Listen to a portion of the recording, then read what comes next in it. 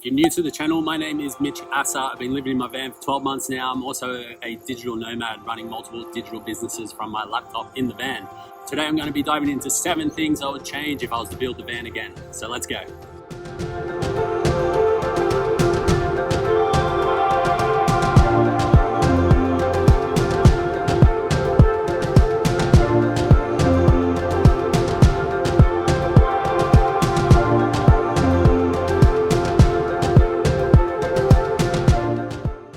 I honestly can't believe it's taken me 12 months to figure out that I could actually have an amazing outdoor seating place to work from and to eat from and to be out in the fresh air.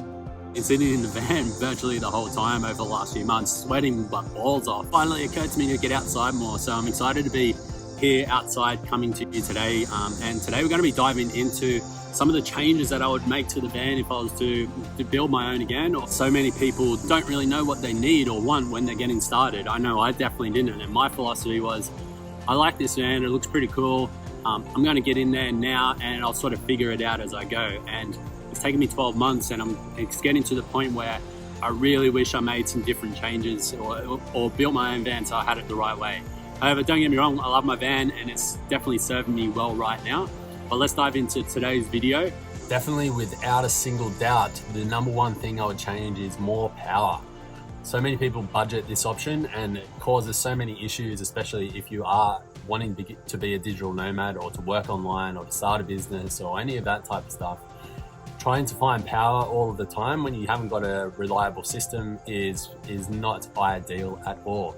So if you haven't seen yet, you can see under the seat is where I keep the deep cycle batteries, or where the person who built this van kept the deep cycle batteries, which means I can't even really update the system because it's so limited in that space that if I was to update to some lithium batteries, for example, and completely rebuild the system, I'd have to relocate those batteries and put them somewhere else. It's a big job if I do want to go down that way. As you can see in this video that I created earlier in the year, I talked about the power options that I'm now using with some external batteries and things like that. So what I would change is I would build in a brand new location right down there where there's a bit of a seat at the front of the van. And I would make that as the battery place where all my batteries hang out. It's where the inverter is and all of that type of stuff. So the other thing is, behind that wall there, the inverter is kept right behind the passenger seat. If you own a van, you'll know how hot that can get in summer because it's not insulated. If you don't own a van, you'll know very quickly, especially when you've got a wall like that protects this insulated bit from the actual cab itself. It gets super hot in there. So that means the inverter is in there trying to cool down virtually the entire day running the fan, which means it's chewing up the battery very quickly. By keeping everything inside the cab where it's all insulated, then you're going to be more efficient as well. So that's what I definitely do. I build a box down there. I keep all my battery stuff, all of the electrical stuff that runs into there, feeds through there, that I can track through there, and all of those types of things. If I was to ever buy a new van and deck it out myself, I would absolutely spend upwards of somewhere between $5,000 to $10,000 getting the power right. Because there's nothing worse than trying to find power when you're trying to build a business. You got to think about things in terms of time, not just money, right?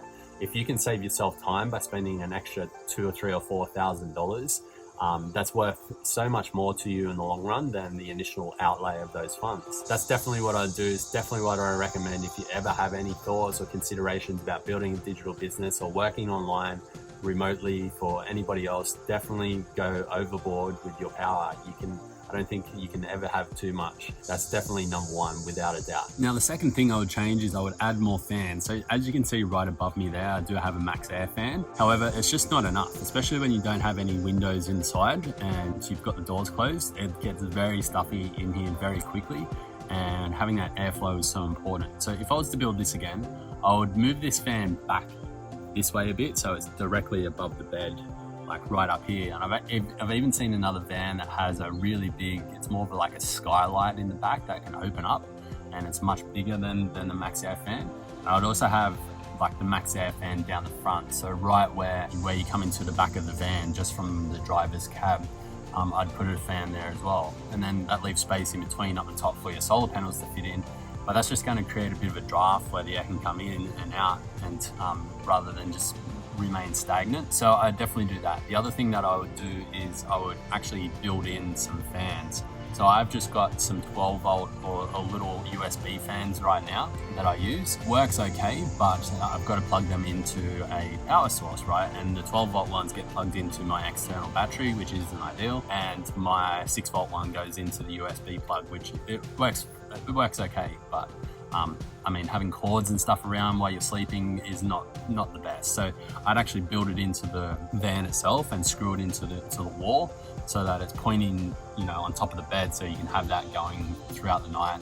And probably have like a really decent one that has a timer on it, so you can set it the time off in like 5 hours or something like that. So number 3, I would make a full-size bed, probably about a king-size bed, and have a proper mattress in here. As you can see behind me, the natural state, the normal state of that bed is sleeping crossways. I did that for about 9 months, and it worked okay. I had to sleep diagonally, but it wasn't super comfortable. So as you can see in this video, I talked about how we made some changes to that and that the bed now extends out. The only thing is I have to put it up and down each night, which isn't a huge problem. It takes maybe 60 to 90 seconds.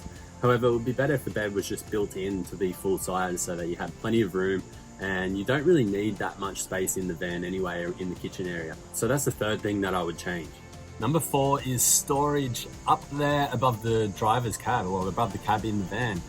So many people don't take advantage of that space. When you're actually in the van, I can reach my hands directly up into the air while I'm sitting in the driver's seat and still not even touch the roof. Like, there's just so much space up there that you can be utilizing that comes into this part of the van. So I'd actually build out a little custom shelf in there and have the inlet just on this side, just above the door there, and make that door just a little bit smaller so that you can have all of that extra space, especially in a van that's designed like mine. There's nothing above hip height in terms of storage, which I think is a really great idea because it makes the van feel like it has so much more space. However, you are not getting as much storage as you could have. And by just having that little space up there, it can contain all of the things that are sort of hard to hide or hard to find a place for, and just make it so much easier just having that little extra bit, especially if you're going to be living with someone else in here. I think just having that space for all of your clothes for both of you would be super important. And, you know, it's not really taking up any of the space in the back of the van that you will actually live in. So it's just a really good space to use that doesn't really get used at all. So I definitely recommend that. Number 5 is I would have drawers, not cupboards. Trying to get something from the back of a cupboard that has very little room to move around is quite a big pain, and I think that can be quickly alleviated with drawers. Now, drawers might be a little bit heavier, sure, but I'm sure there's a lot of other things in this van that could have been done in a much lighter way to allow a little bit more weight in the drawers. But it's just going to make life so much easier. Not only that, but I find with a drawer you can store things in there that will actually stay in place rather than move around a lot. Trying to figure out ways to stop things moving around in the cupboard and falling over and potentially breaking was something I had to think about, and I had to put down like a rubber mat at the bottom so things wouldn't slide around. But yeah, just getting in there every single day is a big hassle. I've also had those cupboard doors fall off because they didn't have a proper latch that was fitted properly.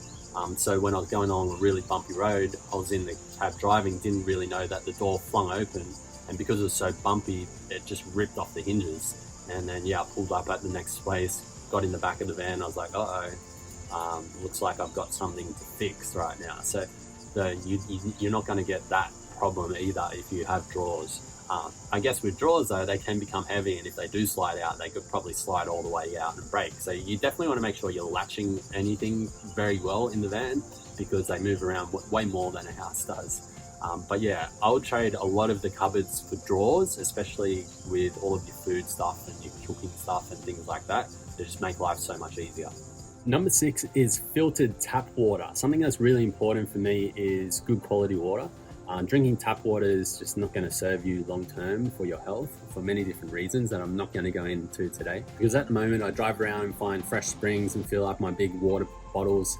If I can't do that, then I'll try and use alkaline water filling stations, or just trying to find a filling station that doesn't require me to continue to buy plastic bottles, because that's just not great for the environment. Just taking the time to think about these things beforehand and investing early rather than, you know, having to pay time and time again afterwards is so important. And filtered water is one of our, having good quality water is something for our survival, right? It's like something that we desperately need for our survival. Without water, we'd die very quickly. Such an important part, and I would absolutely pay for a filter to go straight in if I was to build this van again. And the final one is the hot water heating system. I simply just don't need it or use it. So I think it's probably a bit of a waste of time, effort and money. It's something that you don't really need. Firstly, cold showers are great for you in terms of your health and your immunity. Secondly, like the only time that I would use it is in the shower. It's not even connected to the sink to wash up with. And I barely even use the shower. So it just doesn't make sense. When you're in a van, you're not gonna have massive long hot shower anyway. You're only gonna get in there, you're gonna wet yourself, soap up, and then wet it all back down and wash it all off. And then you're basically done. So having that hot water system probably isn't the best way to spend your money. So having it in there, I would probably get rid of it next time. There's no use for it. I'd stick with cold water. You can get so much done with that anyway. So there you have it, 7 things I would change about the van if I was to build this again. I hope you take some inspiration from this and learn from my experiences. I guess the intention for me moving into this van quickly was to sort of figure it out as I was going. And don't get me wrong, I still love this van. I think it's amazing.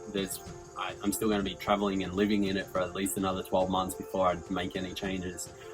But these are the things that I would do that make my life so much easier. It would save me time, it would save me money long term, and it would just help lift a lot of stress off my shoulders when traveling around. So I'd love to hear from you down below. What did you take away from this? Is there anything different that you would do based on your experiences living in a van? Or is there something in here that you've had some insight about? I'd love to hear from you.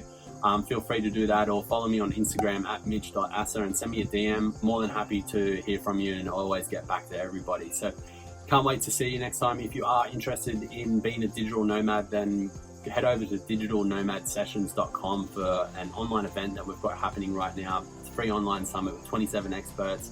Super cool. And it's going to show you how to become a highly successful digital nomad if that is of interest to you. If it's not, totally cool. Just hit subscribe and we'll continue with more free content on this YouTube channel throughout the rest of the year.